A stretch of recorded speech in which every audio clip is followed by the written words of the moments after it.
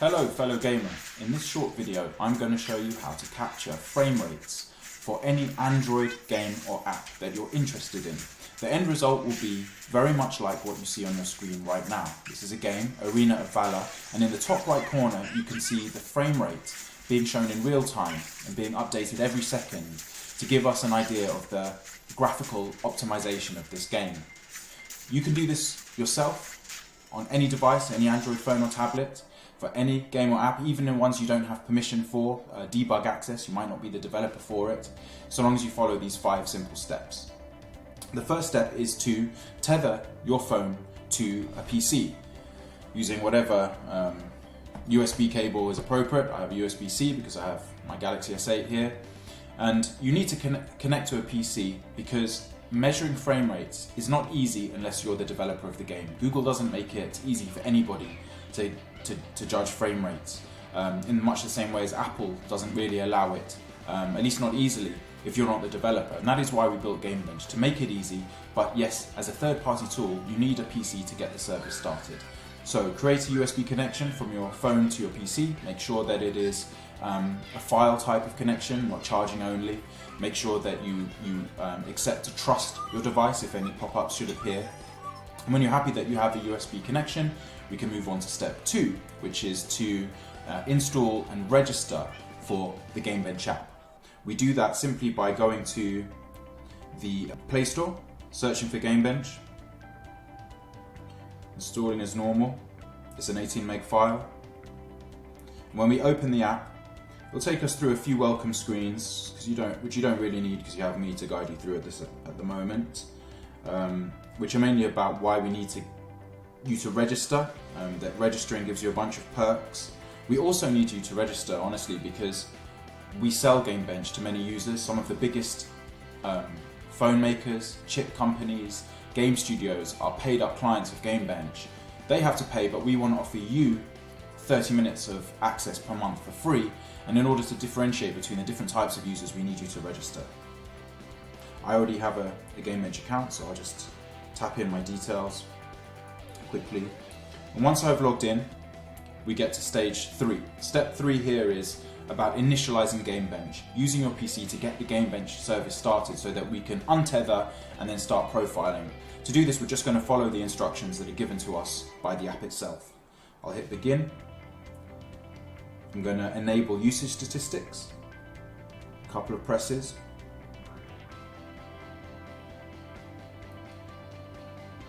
And now it's asking me to enable USB debugging, that's critical.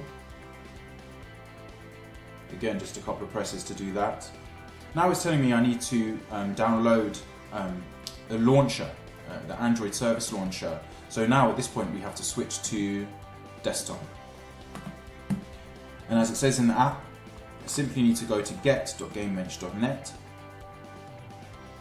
log in using the login that you'll have by now, and it will take you to the setup instructions. And in the middle there you'll see a big orange button that says GameBench Android Service Launcher. So I'm just going to tap that, and it will install a 28.2 megabyte file. It's finished installing, so I'm going to hit keep, show in Finder. On Mac I right click and click open because it's a file downloaded from the internet. As soon as I hit open, the little Android launcher runs. It will find your Android device that we tethered earlier. You'll see the name of the device pop up, and it will tell you that GameBench has been started successfully. Now back on the phone, it will tell you the same thing, done, unplug your device. So we can do that now. Now we can pull out the cable and we are cable free, and click to go to the home screen. On the home screen you can see the games that are available to profile, and step 4 is simply to add the game that you're interested in. So I've actually already got Arena of Valor listed here, but I'll show you the steps involved in adding another app. If you hit the add button in the bottom left, it will show you a list of all the different apps and games you have on your phone. Any one of these you can profile. I can see Clash Royale there, so I'll tick it and add it. And now Clash Royale is there in my launcher. To profile a game, it's a matter of pressing the play button to launch the game from inside GameBench. So I'll do that with Arena of Valor. It tells me that if I want to stop recording, I just have to hit the stop button. And then also I can drag the timer around to a new location. I'll show you what that means in a second.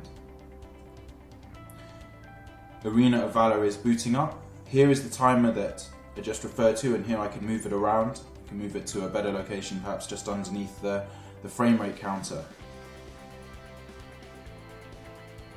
So that's it. We are capturing frame rates in real time on the Android device of the game that we're interested in, and I hope that you can quickly get set up to do that too. I just want to show you one last trick though before you go, which will help you to make sense of your frame rate data over time as you capture more sessions from different games or from different devices.